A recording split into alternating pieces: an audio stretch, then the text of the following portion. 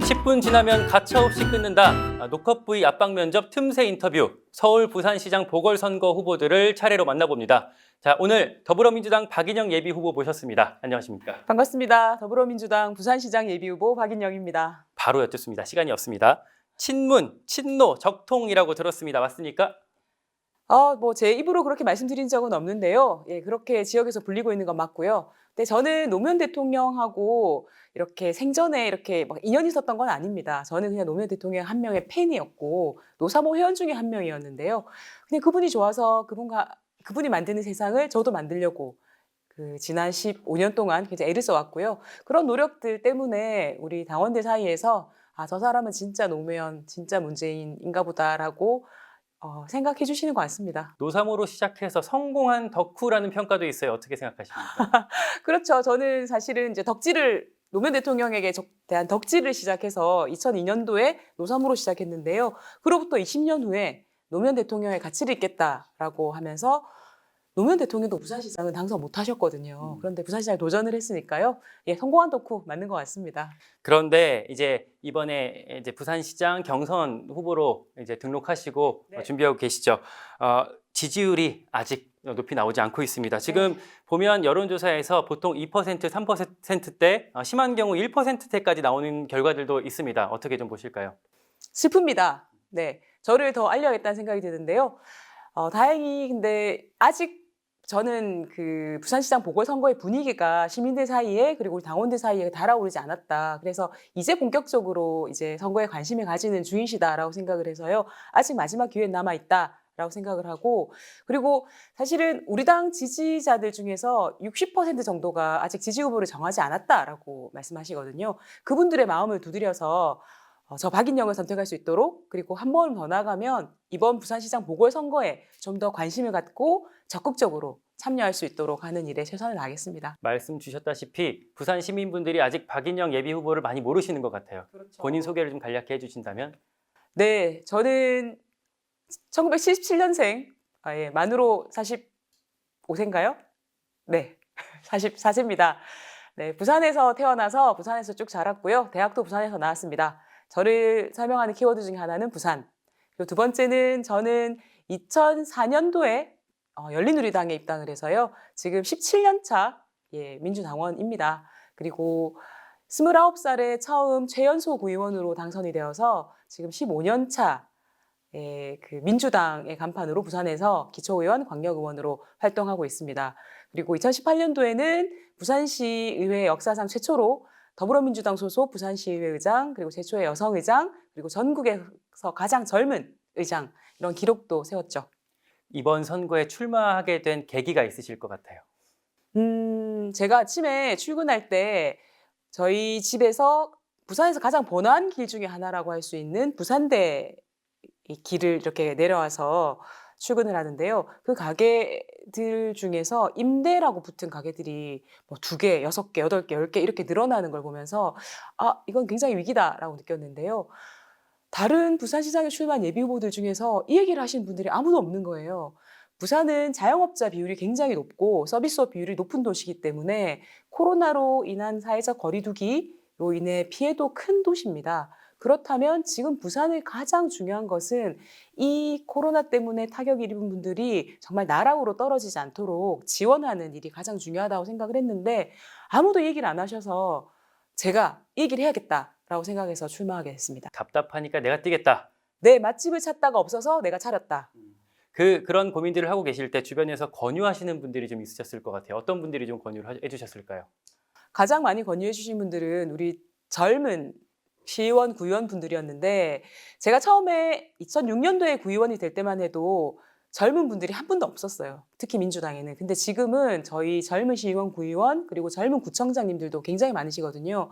이분들이 누군가는 도전해야 변화하지.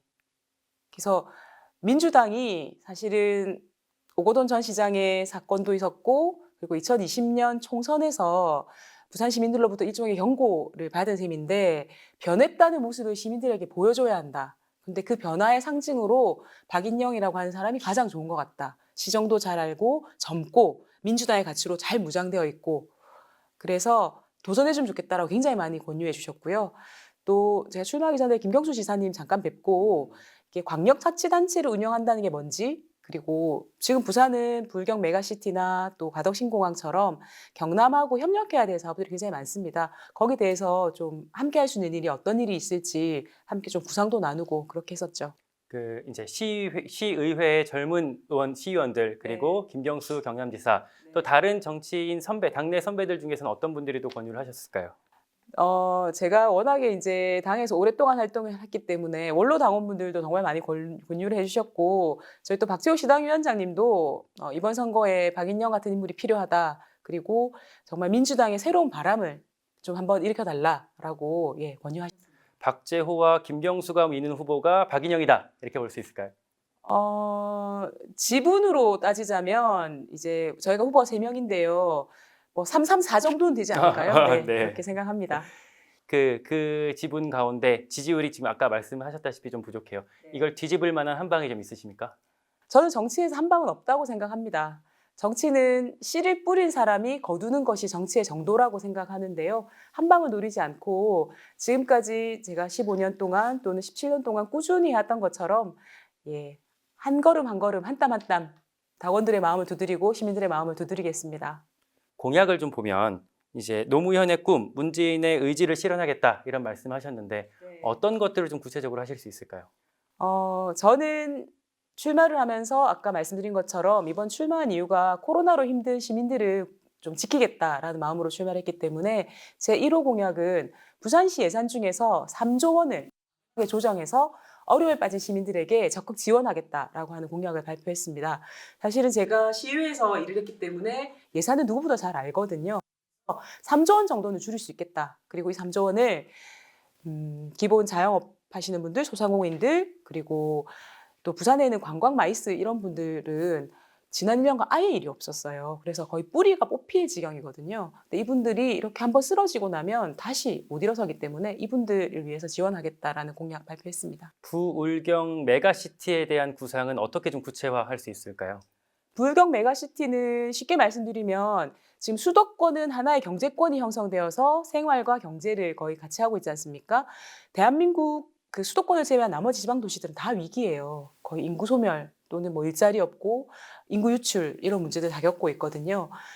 수도권에 대응하는 지방의 새로운 발전축을 만들겠다라고 하는 게 부울경 메가시티고, 부울경 지역을 다 합하면 한 800만 정도의 인구가 됩니다. 이 800만 인구의 규모의 경제를 이루겠다라고 하는 게 1번이고요. 두 번째는 부산, 울산, 경남은 사실은 산업적으로 굉장히 서로 연관돼 있습니다. 조선, 자동차, 철강, 석유화학 이런 산업들을 경남 또 울산에서 하고 있고, 거기에 필요한 소재 부품 장비들은 부산에 생산하는 구조거든요. 요 산업들을 재구조화해서 효율성을 높이겠다라고 하는 게 부울경 메가시티거든요. 요 두 가지 축에서 일단 시작을 해야 된다고 생각하고, 이거를 위해서는 가장 필요한 거는 광역교통망.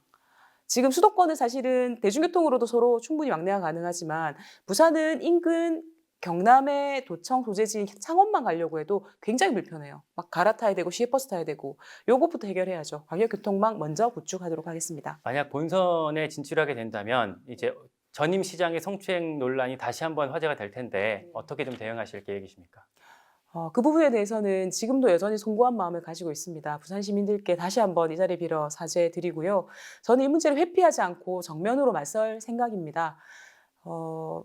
먼저 다시는 이런 일이 일어나지 않도록 하는 철저한 방지 대책이 필요하고, 두 번째는 가해자에게 엄중하게 처벌할 수 있는 처벌 대책도 있어야 합니다. 그리고 더 나아가서는 이 여성들을 억압하는 권위적인 성문화, 그리고 양성평등한 조직 안에서 양성이 평등하게 일할 수 있는 사회적 분위기 조성에도 최선을 다해서 노력하겠습니다. 자, 이제 시간이 얼마 없습니다. 마지막 매력 어필. 부산시장 왜 박인영이 되어야 합니까? 네, 코로나19로부터 시민들을 지키겠다는 얘기를 하는 유일한 후보입니다. 그리고 앞으로 부산의 미래를 새롭게 열어나갈 정치적 상상력으로 무장된 후보입니다. 그리고 마지막으로 우리 노무현 대통령이 꾸던 꿈을 노무현 대통령의 방식대로 부산의 새로운 꿈을 꾸고 계속해서 도전할 수 있는 후보입니다. 저 박인영에게 믿고 맡겨주십시오. 네, 10초 남았습니다. 더 하실 말씀 있으실까요?